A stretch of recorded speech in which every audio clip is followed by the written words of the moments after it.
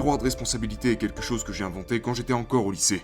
Comme je l'ai dit, j'ai commencé à me raser la tête à l'âge de 16 ans. J'essayais le plus possible d'attirer l'attention des gens. Parce que personne ne m'aimait. Donc je développais tellement d'identités différentes.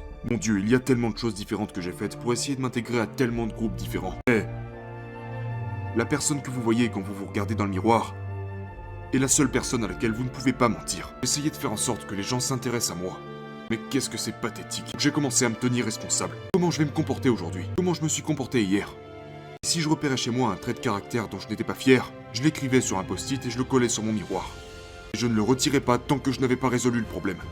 Et donc, si on avance jusqu'à ma dernière année de lycée, je m'étais complètement réinventé. Mais la première fois que j'ai vraiment eu la chance d'expérimenter le vrai bonheur et la vraie paix a été le moment où je me suis vraiment fait violence pour devenir l'homme que je suis aujourd'hui.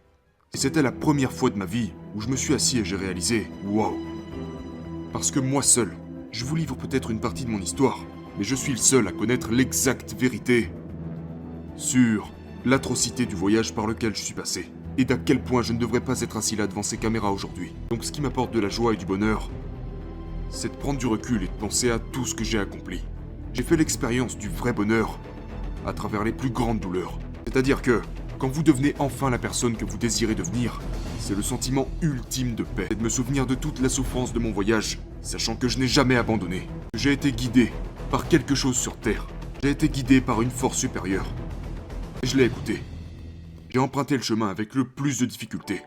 Allant, non retour.